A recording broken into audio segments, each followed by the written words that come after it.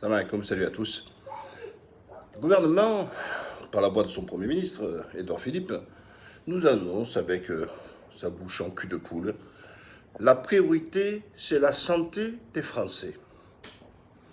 Voilà, vous l'entendez comme ça, à chaud, vous l'applaudissez, bravo, bien, bonne conscience, etc.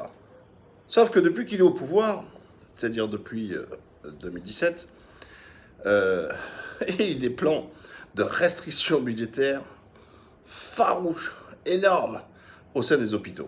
Alors, comment ils fonctionnent? Alors déjà, il parle sur les déficits des hôpitaux. Déjà, lorsqu'on soigne des personnes, on ne devrait pas parler de déficit. Ça devrait rentrer, augmenter dans le cadre du budget de l'État. Quelle était la politique de Macron? Ouais, vraiment le côté, vous voyez, c'est le côté très comptable, sans discernement, sans rien du tout. Baisser, comment on fait? On baisse les coûts. Alors, pour pousser les hôpitaux à faire ce qu'on appelle une politique ambulatoire, ça veut dire que vous êtes opéré, vous avez une opération, etc., à la journée et vous ressortez chez vous.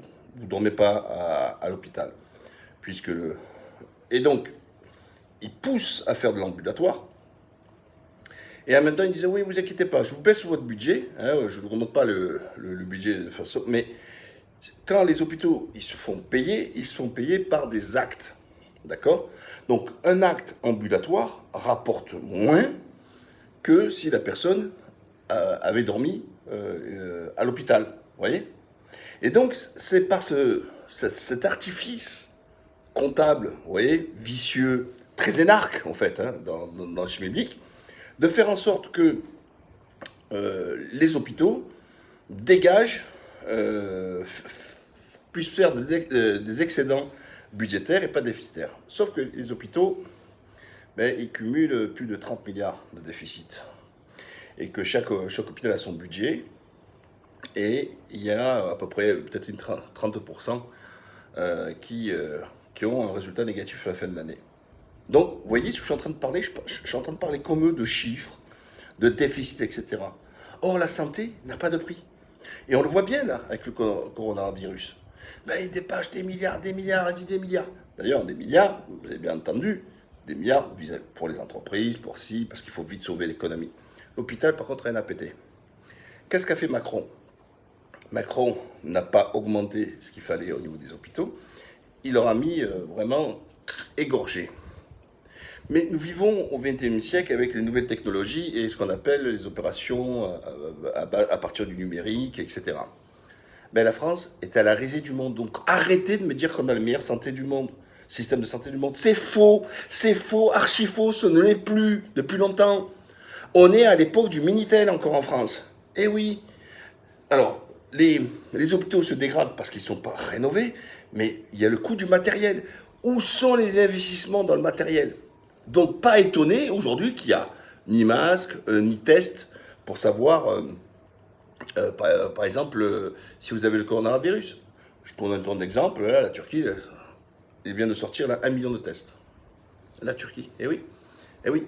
Donc, quand on vient me parler, moi, quand je vois en Turquie, par exemple, l'ophtalmo, pas besoin de rendez-vous, là, vous y allez, à 9h, à 11h, vous êtes sorti. Voilà. L'IRM, maximum sur 2 jours. Combien de temps en France pour faire une IRM? Mais ça, personne n'avait pensé en se posant. C'est-à-dire que c'était tellement, c'est devenu habituel, que c'était devenu une norme, c'est devenu, comment vous dire, ça devient normal d'attendre parfois 3 mois, 4 mois pour faire une IRM. Attendre 9 mois, 6 mois, 8 mois, 10 mois pour aller voir un ophtalmo. Oh, vous vous rendez compte? Pour voir un ophtalmo. Et vous avez le temps d'être aveugle à ce coup-là. Voilà. Donc, alors, Macron a accentué le mal dans les hôpitaux, mais ses prédécesseurs, et surtout Hollande, et dont Macron était ministre de l'économie, ne sont pas en reste. Juste avant le coronavirus, on avait quand même des médecins, 1000 médecins qui avaient démissionné. Tous est en train de gueuler. Et c'est pas des affreux gauchos qui disent ça. Voilà, c'est parce que l'hôpital, c'est le parent pauvre de la santé. Voilà. Et en même temps, on lui demande, vous savez, de faire tout. De s'occuper des gens parce que les médecins de ville ne répondent pas. Parce que c'est difficile d'avoir des rendez-vous, et quand un enfant il est malade, tout ça, les gens se précipitent à l'hôpital. Oui, mais tout ça, il n'y a pas de discernement là-dessus. Donc s'il y a de plus en plus de gens qui vont aussi à l'hôpital alors qu'ils ne devraient pas aller à l'hôpital, c'est parce que la médecine de ville ne répond pas. Et que le numéro clausus n'a pas été suffisant et que nous manquons de médecins. Par contre, là, ceux qui ont des problèmes, ouais, les arabophobes, les islamophobes et tout ça, dites alhamdoulilah, hein, dites Dieu merci. Hein. Et heureusement qu'il y a des médecins français, notamment les Algériens, c'est-à-dire qui sont là pour tenir les hôpitaux. Hein. Parce que s'il n'y avait pas tous ces personnels-là, ben, au revoir, dégage. Hein. D'accord ? Ça, il faut le voir. Allez voir dans les hôpitaux qui travaillent. Allez voir les médecins, etc. Et d'ailleurs, sous-payés, pas payés comme les autres. Hein. Ah bah oui, tant qu'à faire, autant faire des économies, hein. Autant pas les payer normalement. Alors on dit, en gros, t'es pas assez compétent pour que je te paye comme un Français, mais tu es assez suffisamment compétent pour travailler comme un Français. Bon, je vous laisse réfléchir, hein. Vous avez compris? Ben, c'est exactement ça. Je te laisse exercer, mais par contre, tu n'auras pas la fiche de paye de celui qui exerce. Voilà. Voilà, en gros c'est comme ça. Donc, voilà, moi je trouve qu'il ne faut pas oublier, je vous invite à aller, vous êtes confinés, vous ne faites rien là. Allez sur Google, mettez déficit des hôpitaux, etc. Vous allez voir tous les chiffres, vous allez voir la politique qui a été menée de la santé, l'hôpital, le parent pauvre de la santé, et qu'on l'a matraqué. Mais là où je suis encore plus inquiet, alors en dehors du fait qu'on est incapable, vous vous rendez compte, ils sont obligés d'aller chercher l'armée pour 30 lits. Il leur fallait 10 jours pour monter 30 lits. Je ne parle pas des Chinois qui ont monté un hôpital en 10 jours. Hein. 30 lits là-bas, ils sont obligés d'affréter des trains, vous imaginez, pour transférer des malades. Et ça ne pose pas de questions. Personne ne lui dit, mais oh, il est où notre système de santé, soi-disant, ah, c'est le meilleur du monde. On n'est pas capable de répondre. Pourquoi, moi, encore en Turquie? Je donne l'exemple, je viens en Turquie, donc je le vois, et vous parlez toujours, les gens, pensant qu'en France, on est supérieur. Vous n'êtes pas supérieur à la Turquie est supérieure à vous. Pourquoi en France, on a 4 fois plus de lits, par exemple, pouvoir gérer aussi les cas les plus difficiles en réanimation? Ils sont où nos lits en réanimation? On n'en a plus. Il n'y en a pas assez en France. Voilà. En fait, ce coronavirus, c'est un mal pour un bien. Alors, bien sûr, paix aux âmes victimes, et loin de moi de me dire que c'est des victimes qui servent à quelque chose. Mais c'est simplement pour vous dire que, voilà, le fait ça met encore plus l'accent, et ça met le truc en disant, attendez, là on vit quelque chose de très grave, mais on peut vivre peut-être le pire plus tard si nous n'avons pas une organisation des hôpitaux de France qui puissent répondre. Combien d'hôpitaux qui ont été fermés? Voilà. Le personnel, d'accord? Et là, le gouvernement nous lance open bar, c'est-à-dire qu'ils peuvent travailler 60 heures. Et elle demandait à tout le monde de venir, etc. Vous voyez? Mais qu'est-ce que c'est ça? Je le répète, gouverner, c'est prévoir. Voilà, et donc il faut absolument sortir de cet esprit comptable. Il faut absolument que dans les budgets futurs, comme on a su faire pour le plan pour l'armée, vous vous rendez compte, ils étaient peut-être à 1,7 du PIB, hein, le produit intérieur brut en termes de budget, et ils se sont donné une trajectoire de budget d'arriver à 2% du PIB.